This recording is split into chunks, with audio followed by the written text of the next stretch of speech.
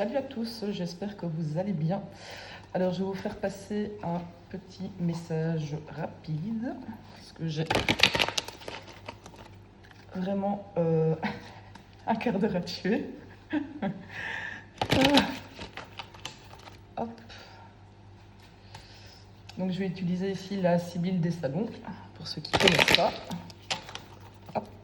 Je vais vous montrer le jeu, parce que je sais qu'il y en a qui aiment bien savoir. Et donc, c'est un jeu super sympa. Voilà, de la maison Grimaud. Allez, on est parti. Hop.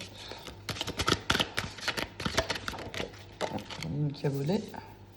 On a la carte de la maladie.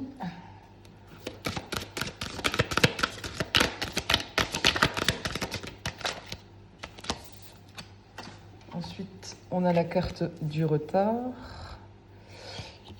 Et on a la carte de la rêverie. Je vais essayer de bien cadrer. Hop, voilà. Je vais essayer de recentrer comme ça. Voilà. Vous inquiétez pas si vous entendez du bruit derrière, c'est mon four. Je me prépare à manger.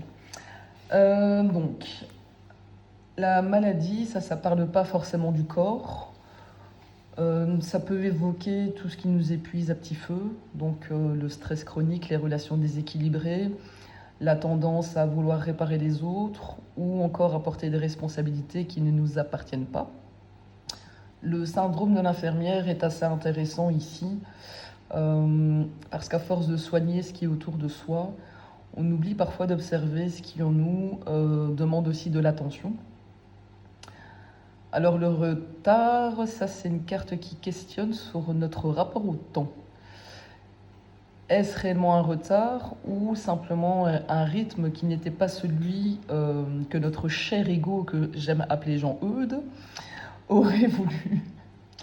En fait, on a souvent l'impression d'avoir raté le train alors que certaines expériences ne peuvent être comprises qu'une fois qu'on les a traversées. Et cette carte demande... je cherche la formulation, pardon. Qu'est-ce qui t'a vraiment fait perdre du temps? Est-ce que c'est des circonstances ou est-ce le fait de rester trop longtemps là où tu n'avais plus ta place? La rêverie, elle ouvre une porte beaucoup plus douce. Après le stress et la sensation d'être bloqué, elle invite surtout à retrouver l'imaginaire, la capacité de croire en autre chose. Mais elle contient aussi une mise en garde. Il y a une différence entre l'espérance qui inspire et l'illusion qui fait attendre indéfiniment. Et donc là, la question, c'est est-ce que ton rêve t'aide à avancer ou est-ce qu'il te maintient dans l'attente? Et donc, si je devais résumer ces trois cartes, ce serait ce n'est peut-être pas le temps qui te fait défaut, mais plutôt l'énergie que tu consacrais ou que tu consacres encore à ce qui ne peut plus fleurir ou ne pouvait plus fleurir. Et maintenant que tu récupères cette énergie, a priori, l'horizon redevient visible ou va redevenir visible. Ok? Alors ici, je veux savoir quelle vérité tu n'es pas prête à voir maintenant, ou que tu vois déjà mais que tu n'étais pas capable de voir auparavant.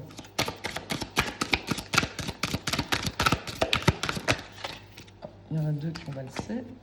Alors, oula, je vais essayer de ne pas faire tomber cette caméra. Bon, elle tient dans un tupperware, hein, c'est parce que je suis pas sur ma table. Alors, on a la carte du militaire. On a la maison de campagne. Ok. Et je vais en prendre encore une.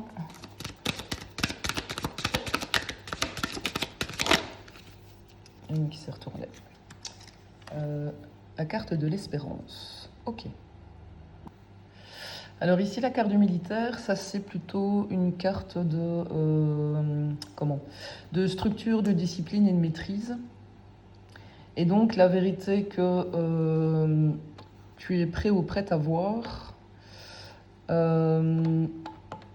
c'est que la véritable force n'est pas dans le combat permanent. On peut être solide sans être en guerre contre tout. Et à un moment dans la vie, on construit une armure pour survivre. Et puis vient ce moment où on se demande, est-ce que cette armure me protège encore ou est-ce qu'elle m'empêche de respirer? Et la maison de campagne change ici, dans ce cas-ci, complètement l'énergie. En fait, elle invite au retour à l'essentiel, à un lieu où tu peux enfin déposer tes armes. Et elle pose une question assez belle, je trouve, c'est où te sens-tu vraiment chez toi? C'est pas seulement un lieu physique, mais plutôt un état intérieur. Ici, l'espérance, c'est pas du tout un simple espoir passif, c'est cette capacité de continuer à avancer malgré ce qu'on a traversé. Et donc, c'est une confiance qui ne repose plus sur des promesses extérieures, mais plutôt sur une certitude intime. Et donc, là, les trois cartes, moi, je trouve qu'elles racontent pas une histoire, mais plutôt un chemin. On commence par croire que la force consiste à tenir bon, et puis on découvre que la véritable force consiste à savoir où est-ce qu'on dépose son épée. Et c'est à cet endroit que renaît l'espérance. Ok? Et donc, que représente en fait cette épée dans ta vie aujourd'hui? Cette fameuse épée que tu dois déposer. Enfin, que tu dois. Vous avez toujours votre libre arbitre.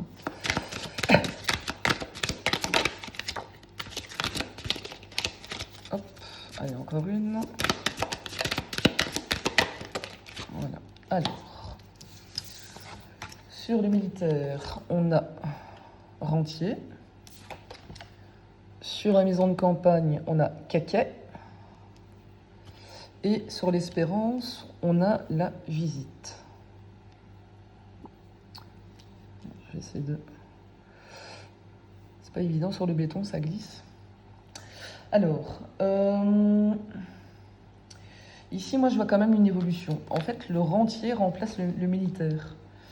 Donc l'épée, ce n'est peut-être donc pas destinée à combattre éternellement.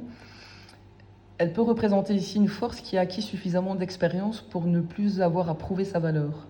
Et donc le rentier ici, lui, il vit du fruit de ce qu'il a construit. Et sur un plan beaucoup plus philosophique, l'épée devient un symbole de maîtrise et pas de guerre. Le caquet, alors eux, moi je trouve qu'ils sont quand même assez parlants. Ça peut évoquer des bavardages, des rumeurs, le bruit ou les opinions des autres. Et donc placé sur la maison de campagne, ça peut vouloir dire que le véritable refuge intérieur est souvent perturbé par ce qui vient de l'extérieur. Donc ça peut être les jugements, les commentaires, les interprétations. Et ici, moi, il y a quand même une question qui me vient comme ça, direct à l'esprit. C'est combien de fois est-ce que tu as quitté ton propre centre pour répondre au bruit des autres? Et la visite sur l'espérance, ça suggère qu'une compréhension nouvelle vient à toi lorsque justement tu cesses de nourrir ce bruit. Et donc c'est pas toi qui cours après la vérité, c'est plutôt elle qui finit par venir lorsque tu lui fais un peu de place. Et du coup, pour le coup, je lirai quand même cette épée autrement.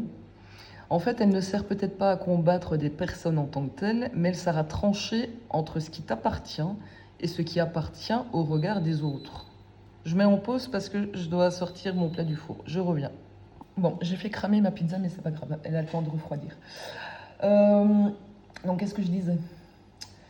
Je disais, oui, c'est ça, que l'épée sert à trancher entre ce qui t'appartient et ce qui appartient aux autres. Et donc, on en revient encore sur ce mot, c'est une idée de discernement.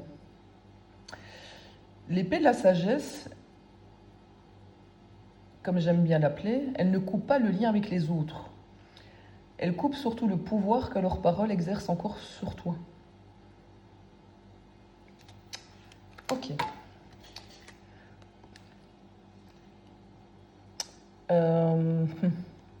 Quelle partie de toi demande à être pleinement incarnée aujourd'hui, maintenant que tu as compris tout ça?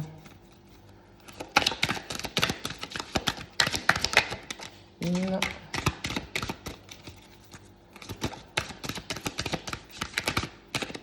y en a deux qui se sont retournés. Alors, Sur le rentier, j'ai la lettre. Sur les caquets, non, pardon, je dis des bêtises. Sur les caquets, j'ai l'ennemi. Et sur la visite, j'ai l'amour. Alors, la lettre sur le rentier, moi, je dirais que c'est une lettre de transition, de parole, de message. Ça recouvre une carte de stabilité déjà acquise et ça peut symboliser une vérité très profonde. Ce que tu as appris n'est peut-être pas seulement destiné à toi. Il arrive à un moment où l'expérience devient quelque chose qui peut être partagé. Et donc, c'est plus simplement un je sais, mais plutôt c'est je peux transmettre ce que j'ai compris. Et l'ennemi sur le caquet, ça c'est le duo qui parle le plus fort et c'est pour ça que je les ai inversés. Les caquets représentent le bruit, les commérages et les opinions. Et ici, l'ennemi vient quand même à poser une question assez intéressante, c'est qui est ton véritable adversaire? Est-ce que ce sont les autres ou le pouvoir que tu leur accordes et que tu accordes à leurs paroles? Et donc ça, c'est une carte qui invite vraiment à regarder l'ennemi sous un angle complètement inattendu. En fait, parfois, ce n'est même pas une personne, mais ça peut être tout simplement et tout bêtement une peur, une croyance, un mécanisme intérieur qui transforme chaque jugement en menace. Et l'amour sur la visite, moi je trouve que cette dernière superposition, elle est absolument magnifique. La visite, en fait, c'était une rencontre. Et là, l'amour lui donne un sens. La rencontre la plus importante est peut-être celle avec une manière d'aimer beaucoup plus librement. Et pas uniquement l'amour romantique, mais une qualité, une présence d'ouverture et une réconciliation. Et donc ainsi, c'est comme si les cartes, elles disaient ici que lorsque tu n'es plus occupé à répondre au bruit ou à chercher des ennemis, en fait, tu redeviens disponible à l'amour. Et donc, j'irai pas plus loin parce que je pense qu'on a déjà un message assez complet. J'ai envie de dire que la maturité ne consiste, oh là là, peut-être pas à convaincre tous tes ennemis, pour le peu que tu en aies. Elle consiste à reconnaître ceux qui n'ont jamais eu besoin d'exister parce qu'ils étaient nourris par le bruit, la peur ou les blessures du passé. Alors je trouve que là, ça devient plus juste. Et en fait, l'amour retrouve tout simplement sa place. Ok. Le prochain pas que la vie t'invite à faire intérieurement, et après je vais clôturer ce message. Et bien voilà, le succès. Et donc le véritable succès, c'est pas d'obtenir l'approbation du monde, mais c'est de devenir une personne tellement alignée avec ce qu'on est que cette approbation cesse d'être une nécessité.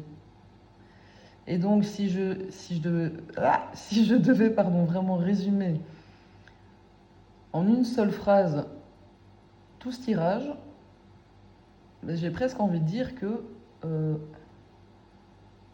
le succès n'est peut-être rien d'autre que le moment où l'on cesse enfin de trahir sa propre vérité. Moi, je trouve ça magnifique.